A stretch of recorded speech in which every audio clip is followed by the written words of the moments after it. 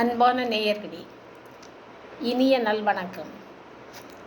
இன்றைக்கி மனிதனையும் விலங்குகளையும் ஒரே ஒரு கருத்தால் வேறுபட்ட திசையினில் நாம் பார்க்க போகிறோம். எப்படின்னு கேட்குறீங்களா? விலங்குகளுக்கு 5 அறிவுன்னு சொல்லுவாங்க, மனிதனுக்கு 6 அறிவு.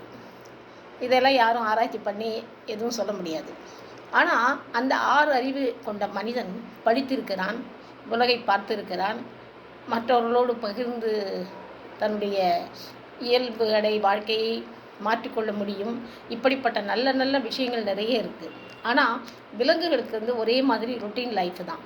அதுக்கு பசி, இறை தேடல், அந்த 2 தான் அவங்களுக்கு. அது என்ன இறைவன் எப்படி வகுத்திருக்கானோ அதுபடி அது நடந்துகிட்டு இருக்கும்.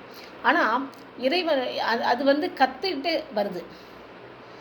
கற்றுக்கொண்ட பிறகு பிறக்கிறது பூமியில். ஆனால் மனிதன் பிறந்த உடனே தான் எல்லாவற்றையுமே கற்றுக்கொள்ள ஆரம்பிக்கிறான். இந்த 2 விஷயத்துலேயும் ஒரு டிஃப்ரெண்ட் இருக்குங்க. ஃபார் எக்ஸாம்பிள், பூனை இருக்குது. பூனை எலியை கொல்லும் பொழுது வலிமையாக அந்த எலியை வாயில் வச்சுக்கும், கடிக்கும், கொதரும், அதை உணவாக்கி கொள்ள துடிக்கும்.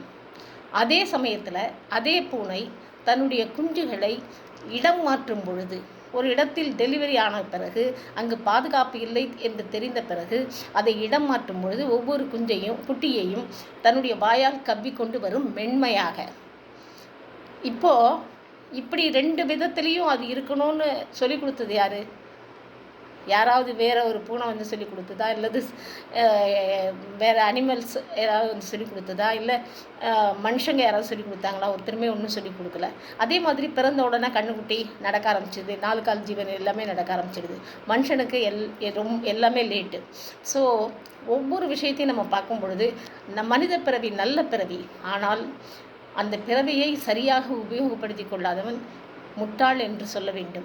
ஏனென்று சொன்னால், நல்ல வாய்ப்பு ஒரு முறை தான் கிடைக்கும்.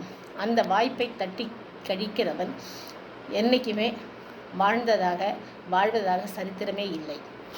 நன்றி, வணக்கம்.